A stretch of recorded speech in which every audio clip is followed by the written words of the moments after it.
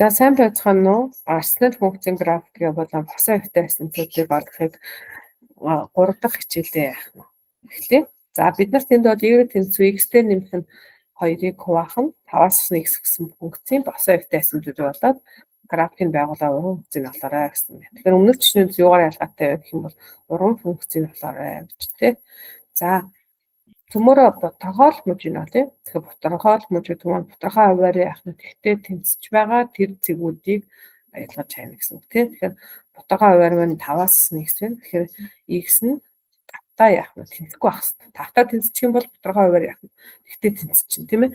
За тэгэхээр тэр утгуудыг цөмөр яах нь авч болохгүй байх нь. Тэгэхээр энэ авч болохгүй утга буюу x тэнцүү 5 маань манай босон асивтууд болох юм. Өөрөөр хэлбэл энэ татаа тэнцэж болохгүй шүү гэсэн сануулгах шүү. Тэ? За, хэвтэй асимтууд маань авч үзэх юм бол x хүртүүрийн зэрэг x-ийн нэг зэрэг, хуваарийн зэрэг x-ийн нэг зэрэг байгаа юм чинь нөгөө тэнцэх байх юм бол x-ийн өмнөх коэффициентүүдээ хуваачдаг. Тэгэхээр нэгийг хуваах нь асах нэг буюу y тэнцүү асах нэг маань бол байна. Хэвтэй асимтууд байх. Өөрөөр хэлбэл бүхэл хэсэг маань яах вэ? Нэг гэж ойлгож байна. Энэ маань нөгөө нэг зөв тодорхой яах нь биш байгаа учраас тэгээд нөгөө багны бичгээр хуваах юм бол бүхэл хэсэг маань яах насах нэг гэж ялгах юм байна тийм ээ. За одоо энд жишээлбэл бүхэл хэсэг нь ялгцсан байх шиг асах нэг дээр нэмэх нь 7-г хуваах нь 5-аас 1 гэсэн байна тийм. За тэгэхээр эндээс графиктэй зураад харах юм бол манай нөгөө хэвтэй асимтууд маань бол y тэг гэдэг маань ox тэнхлэг байсан бол одоо доош 1 нэгж яах нь шилжчихсэн. Харин босоо асимтууд маань x тэнцүү тэг буюу ox тэнхлэг маань болохоор нэмэх тал руугаа баруун тийш яах нь 5-1 шилжчихсэн юм байна. Энэ хоёрыг бол хизээж дайрлах гэсэн сануулгах юм босоо ихтэй шугам байх юм. Тэгээ энэ маань график биш шүү дээ тийм ээ. За ингээд үзэх юм бол бас x-ийн хооронд тгийг өгвөл 5-ны 2 буюу 5 хуваасны 2-оор яах нь y тэнхлэг огтлох нь. Y-ийн хооронд тгийг өгөх юм бол x тэнцүү хасах 2-оор яах нь огтлсон. Нилээн алтайгаар энэ зурсан юм график таах нь тийм ээ. За манай график маань ийм график зурагдах нь тий. Одоо жишээ нь 8 дээр чинь 8 дээр 2-ыг барьж 10 хийг хуваах нь асах 3 гэдэг. Бас 3.1-тэй таах юм шүү тийм ээ 8 дээр. Тийм. Тэгэхээр иймэрхүү юм график. Тэгэхээр урд нь график бол цөмөрөө босоо ихтэй асимтууд маань яах нь шилжсэн учраас ингээ график маань дагаж хөдөлж ингэж ойлгохгүйгээр ингээ тоо орлуулаад цөмөр шалгаад байна. Тэгэхээр энэ маань бол шилжилт маань босоо ихтэй асимтууд маань өөрчлөгдсөн учраас график маань яах нь өөрчлөгдөж байна гэж ойлгох нь тий. За дараагийнх нь уруу функц олоор гэсэн. Тэгэхээр уруу функц хэдий давшин байдаг гэх юм бол харилцсан нэг утгатай функцтэй байдаг. Тэгэхээр харилцсны утгатай функцийг яах нь яаж шалгадаг гэх юм бол хэвтэй шугамын аргаар буюу нөгөө нэг ox тэнхлэгийг огтлоод ox тэнхлэгтэй параллелээр шугам татвал тэр графикийг цор ганц цэгээр яах нь огтлоод өөрөөр хэлбэл нэг л x харгалзаж байх юм бол түүнийг харилцсны утгатай функцтэй. Тэгээ ингээд зураа харах юм бол графикийг харахад ямар ч тохиолдолд нэг цэгээр яах нь огтлж байна. Тэ? Тэгэхээр ийм маань бол харилцсны утгатай учраас уруу оршин байгаа гэж ойлгох. За тэгээ уруу оршин байхдаа шууд графикийг бол y тэнцүү x шүлгийн тэгшимтэйгээр хавьгаа зурчиж болно. Гэвч цөмөр яах нь яаж болтгийг дарааллын үед авч үзье л та. Тэгэхээр уруу байханд бол нөгөө нэг уруу функцийг маань тодорхойлох муж маань утгын муж хоёр маань яах нь байр эсэлдэг тийм ээ. Өөрөөр хэлбэл x y-ийн үүргийг солиё гэж ойлгож байна тийм. За тэгэхээр өөрөөр хэлбэл энэ y тэнцүү x дээр нэмэх нь 2 хуваах нь x 5-аас нь x ихээр x-ийн оронд нь y-ийг y-ийн оронд x-ийг яах нь солиод бичиж үзье. За тэгэх юм бол ийм болчихлоо. За тэгэхээр одоо эндээсээ цөмөрөө y-гээ олдох тийм ээ 2 дугаарт нь. За тэгэхээр уруу функц ингэж ийм хоёр алхмаар болох юм байна. За y-гээ олохдоо яах ёстой гэвэл энэ 5-аа хасах нь y-ийг уушаа үржүүлж мэнэ тий. Тэгэхээр үржүүлж болох уу гэсэн нөхцөл тавина.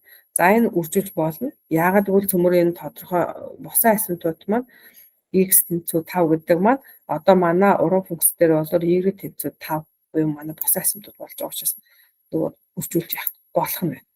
За эндээсээ хаалтаа задлж үржүүлээд y-тэйгээ нэг талд нь y-гүйгээ нэг талд нь ялгчвал y тэнцүү x дээр нэмэх нь x-ийн хүч нь y нөгөө тал нь болохоор 5-аас хасах нь 2x болчих.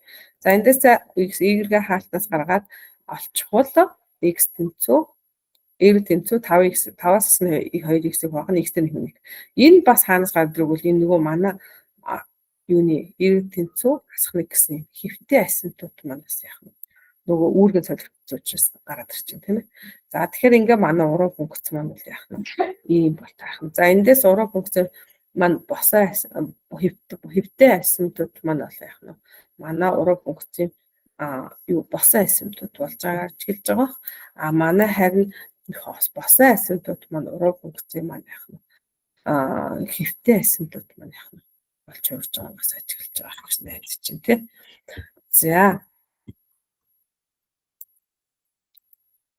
одоо дахиад саяны бодлоготой адилхан y тэнцүү хасах x-ийг хуваах нь 3, y хуваах нь 2x-ийн нэг босоо хэвтэй асимптот болоо уруу функцийг олъё.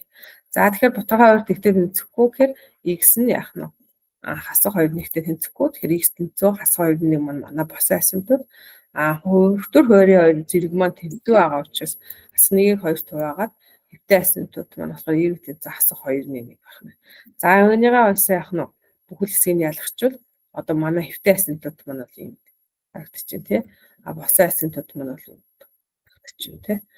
За тэгээ ингээ график дээр зурх юм бол хэвтэй асимптот маань хасах 2-1 гарсан учраас доошоо яах нь x-ийн гэлхтэй параллел байсан гэж хүлээсэн. Доошоо 2-1 чигтээ шилжиж байна. Босоо асимптот нь бас хасах тал руугаа яах нь бас хасах 2-1 2-1-ээр яах шилжиж байна. За ингээд графика зурангууд нэг ийм график бол тааж байна. За энд хоёр синхлийг огтлж болно. Тэгээ y-ийн он тэгээд тэгэхээр x тэнцүү хэд байх нь хасах 3 нэг. Тэгэхээр энэ хавцаа бүр нэлээд гарсан хавцаа огтлох юм тий. Хоёр синхлийг огтлох цэгийг болохоор бас x-ийнхаа оронд тэгээд тавьчихаар чинь хасах 3 нэгжээр энэ доор хасах 3 нэгжээр явах ингээ огтлох юм тий. За ингээ уруугаа орлоо. Тэгэхээр уруугаа авахд бас л график нь ингээ огтлоход бол харилцаны утгатай байж чадж байгаа учраас уруу оршин байна. За тийм учраас уруугаа олъё. X-ийнхаа үүргийг солих буюу тодорхойлох мужид нутгын муж боллоо гэж ойлгоно. Тэр x-ийнхаа оронд y-ийнхаа оронд x-ийг яах нь ингээ орлуулад яах нь бичсэн байна. За одоо тэгэхээр өмнөх жишээн дээр бол ойлгосон тий. Шууд ингээд мэдтгүү тоогоор хувьсгчтайгаар юм өгч болох уу гэвэл нөгөө тодорхойлох мужууд нь солигдсон учраас болно. За тэгэхээр үржүүлээд y-гээ олсон чинь y тэнцүү хасах x-ээс хасах нь 3 хуваах нь x-тэй нэмэх нэг бол таарч. Эндээс бас харах юм бол бас л муу адил яах нь манай тодорхойлох муж утгын муж хоёр маань яах нь солигдсон учраас нөгөө нэг босоо хэвтэй асимптот нь бас солигдож харагдчихэв тийм ээ. За одоо сүүлийн жишээ бол төмөрөө x-ээс 3-ыг хуваах нь 2x-тэй нэг функцийн өгсөн бол g от нь e под x-ийг g от x-тэй угсарсан байна. Тэгэхэд x гарсан, арифметик гарсан байна тий. Тэгвэл g функцийн хувьд 3-ыг гаргаж олоорой гэсэн бодлого. За эхний бодолт нь за уруу функцийн чанар ямар чанарууд гэдэг вэ гэвэл энэ e под x функц нь уруутай байвал харилцаны бүтцтэй байх хэрэгтэй нэгдүгээр шүү дээ. Хоёрдугаарт хоёрын ад нь болохоор e под x функцийн тодорхойлох муж нь өөрийнхөө уруу функц болох e под-ийн усны зэрэг функцийн утгын муж байх хэрэгтэй. Харин тодорхойлох утгын муж маань болохоор уруу функцийнхаа тодорхойлох муж болдог. Хамгийн гол чанар болох e под x-ийг өөрийнх нь уруу функцэд нь угсрахад яах нь арифметик гардаг тийм.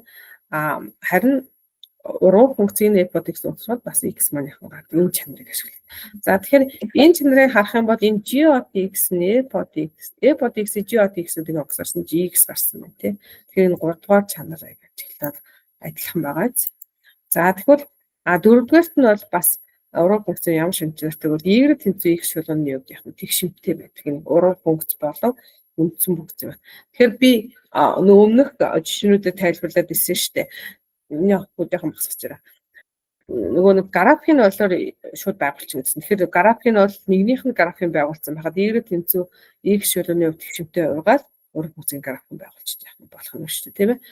За одоо цөмөрөө g от x хоёр аргаар бодъё. За эхний тохиолдолд бол g от 3 нь g от e под x-тэй яах нь тэнцүү гэж үзээд харах юм. G-от 3-ыг олох гэдэг шүү. Тэгэхээр G-от 3 чинь болохоор энэ байгаа шүү. G-от гэдэг e-pod x-ийг угсрахад x-тэй тэнцвүүснэ чанараас одоо G-от 3 гэдэг маань e-pod x маань 3-таа тэнцвүү утга байх нэ гэж бодчих байна. Одоо энэ G-от 3 гэж байгаа юм чинь G-отынхаа дотор нэгээ угсрахад маань болохоор адилхан байгаа учраас e-pod x e-pod x нь 3-таа тэнцвүү байх. Тэгэхээр e-pod x маань биднэрт бол шууд ил хэлбэрээр өгсөн байгаа. Тэгэхээр e-нийг 3-таа тэнцвүүлээд x-ээ олчих. За тэгэхээр e-pod x-ийг 3-таа тэнцвүүлээд x-ээ олсон чинь за хуваарийг бүртгүүлээд хаалтаа завлаа хөгжүүлвэл x тэнцүү гэд гарсан байна. Хасах 7-6 гарсан. Тэгэхээр энэ маань бол G-от 3-ын маань утга гэж ойлгох нь. Яагаад гэвэл бид нарт нэг юм өснөсөн маш G-от x e-pod G-от e-pod x нь x-тэй тэнцүү байна. Тэгэхээр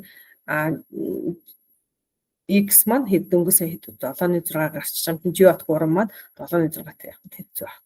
За энэ бол зөвхөн функцийнхаа нөгөө адил тагтаа тэнцүү гэдгээс ойлгож байна тийм. За хоёрдугаар онцлог маань болохоор ургуу функц маань болохоор нэг 3-дугаар нөхцөл шүү дээ. e-pod x-тэй өөрийнх нь ургууг угсрахад бол аргумент нь гарч байна тийм ээ. За тэгвэл G-от e-pod 2 маань биенийхээ ургуу функцуд байна гэж ойлгож байна. За тэгвэл одоо цөмөр e-pod x өгсөн байгаа шүү дээ. Энээс ургууг нь олчих.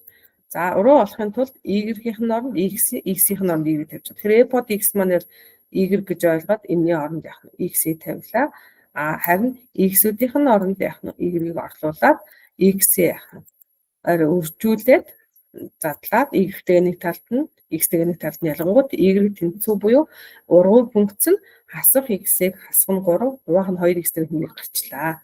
За одоо энэ маань бол манай G-от x гэж ойлгох нь шүү дээ, ургуу функц нь. Тэгээ одоо G-от 3 олроо гэсэн юм чинь x-ийн оронд 3-ыг орлуулад тавьчихгууд хасах 7-6 гэд энэ хоёр маань хоорондоо яах нь ингээд тэнцүү гарч. Тэгэхээр хоёр янзын бодолтой бодоход энэ утгууд маань яах нь тэнцүү гарлаа. За тэгэхээр гэрийн даалгавартаа яах нь та бүхэн эдгээр бодлогоодыг би яах нь өгнө. Тэгэхээр аль болохоор яах нь номон дээр байсан бодлого учраас ойлгохгүй бодлого байвал яах нь их эргэж бичлэгүүдээ нэг ухрааж үзээд өөрийн чадах хэмжээгээр яах нь бодоорой. За дараагийн хичээл хүртлээр түр баяртай.